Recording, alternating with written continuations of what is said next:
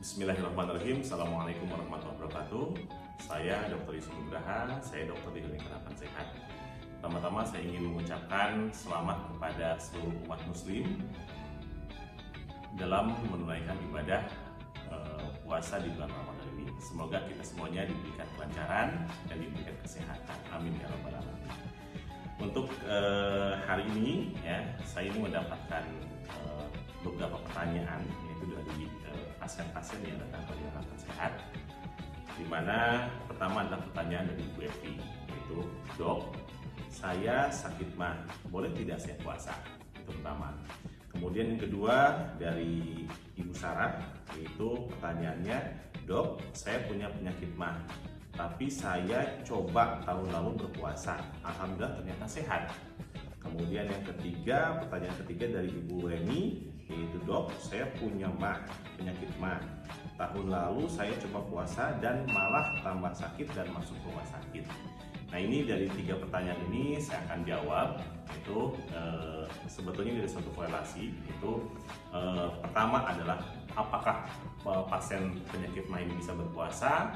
Kemudian ada dua kasus lagi, yaitu ada yang berpuasa tapi ternyata sehat, ada juga yang berpuasa tapi malah tambah sakit.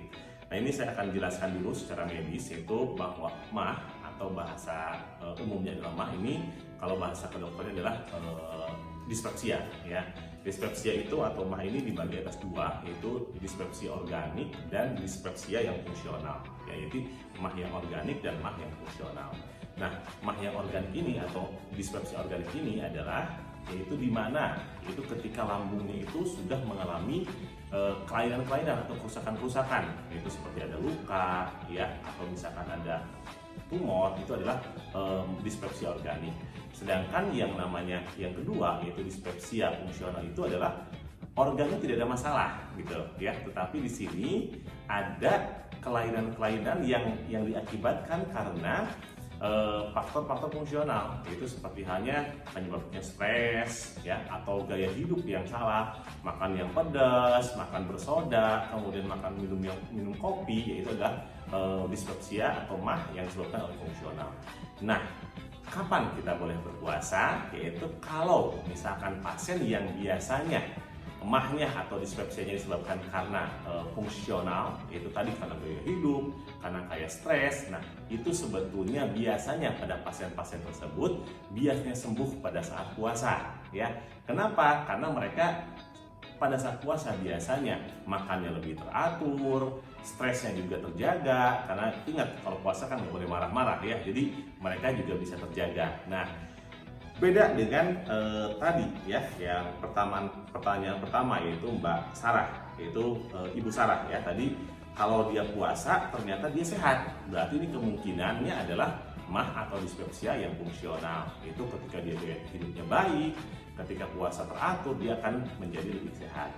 Tetapi pada pertanyaan yang kedua, yaitu Ibu Reni tadi, yaitu ketika dia punya mah berpuasa tapi tambah sakit. Nah, ini kemungkinannya adalah mah yang disebabkan karena dispepsia atau mah organik, yaitu ada masalah seperti luka lambung dan lain sebagainya. Nah, bagaimana dokter saya bisa tahu kalau saya ini mah organik atau mah fungsional? Yaitu tadi ibu bapak harus dicek dulu ya ke dokter. Itu bisa melalui pemeriksaan endoskopi kalau yang lebih tepatnya ya, ataupun misalkan nanti dokter bisa melakukan pemeriksaan yang lain itu untuk bisa menentukan bahwa ini kemungkinan mahnya organik atau fungsional.